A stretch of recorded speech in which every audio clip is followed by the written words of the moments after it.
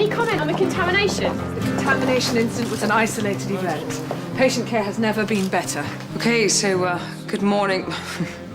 Good evening, Los Angeles. Thank you for joining us. What about the Hewitt case? I have yet to read the coroner's report on Mr. Hewitt's death. Until then, I can make no comment. Thank you. But the coroner declared that Hewitt died of natural causes. Well, thank you for letting me know. I'm sure we'll be speaking again soon.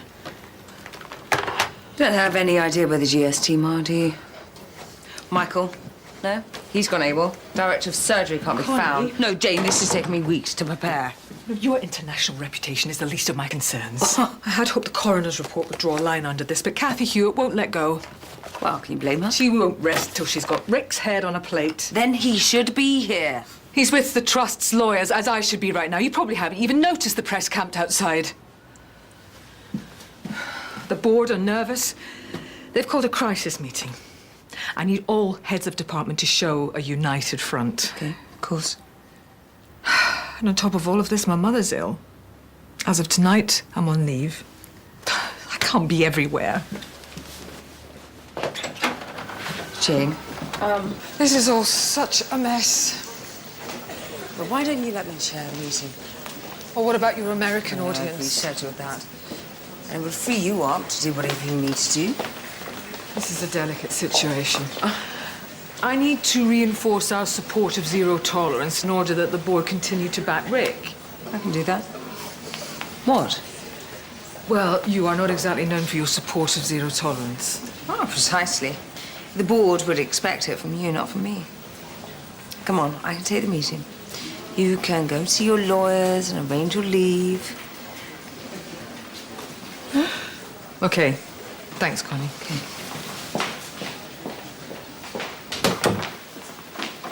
Connie, I'm just heading off to join Rick with the lawyers. I really appreciate your help with the board. Now, I should be able to get things tied up before I leave. Good, I'm prepped and ready to go up. I forgot to say, they've moved the meeting to accommodate a financial director. No, that clashes with my Calypso procedure. Jane, my patient's going to walk if I delay again. Well, who's assisting? Jack Naylor. Isn't she capable of performing the procedure without you? It's not the point. This is my surgery. It's the first time it's being done here. Is there no way around it? Can you chair the meeting or not?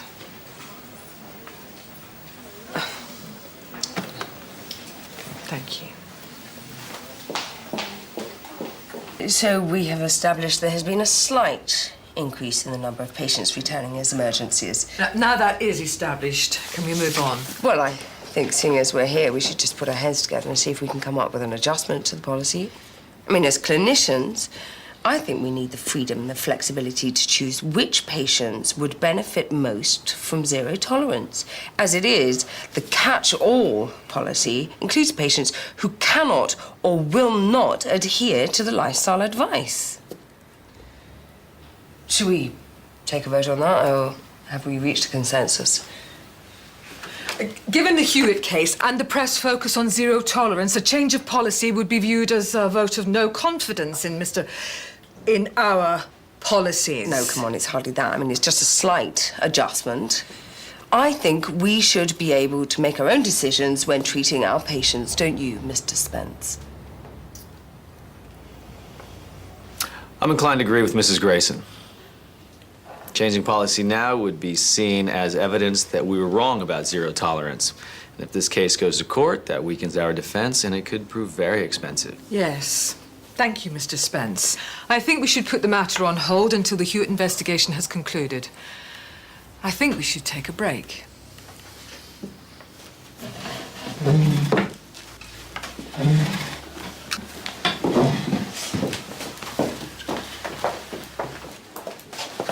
Would you care to explain what that was all about? Changed my mind. We had an agreement, okay? Now, I know you don't believe in Rick's policy any more than I do. Yeah, maybe, but why kick a man when he's down? Michael, All I right, need you look, to go I'd love back to in. stay and chat, but I have a femoral pseudoaneurysm to prep for. Connie, you're no longer needed. We're only halfway through the meeting. I've made your excuses. The board understands. What I've just seen in there is not what I would call a united front. Jane, people have the right to air their grievances about patient care. I think your time would be better spent on Darwin, don't you? Oh, and it gets better. He's now dragged poor Rose into his mess. And Michael's professional loyalties are being compromised. If zero tolerance isn't working, we cannot be seen to make it look as though it is. You know, Rick has made a serious error of judgment covering this up. We can't stand by it. It was also my decision to suppress Annalise's test results. You knew and you chose not to tell me. Oh, this isn't about you. No? Jane, when one of the team has... I'm sorry, I have to take this. Yes. Well, what exactly am I looking at? Right, this is Annalise's anaesthetic chart. Right here, she's put the possibility of a will murmur. Crossed it out, not heart. Now, how do you think there's a problem? Change your mind and not investigate further. The coroner was satisfied that Hewitt died of natural causes. Because he's taking this at face value. He's not scrutinising it the way lawyers will. I mean, that could indicate an air embolus, which goes on to cause cardiac arrest. Can you verify that? Dr. Rose Cannon has. And is willing to talk to you. Jane, you've got to turn this round. The breathalyzer test is one thing. This is something else. Our only option is to volunteer the information on Annalise first. Think about it. What's this going to look like in court, Hewitt's lawyers already have a copy of her chart. It's only a matter of time. And Kathy Hewitt, she has the right to know the truth about what happened. Because if we're not putting the safety of our patients above everything else, then what are any of us doing here?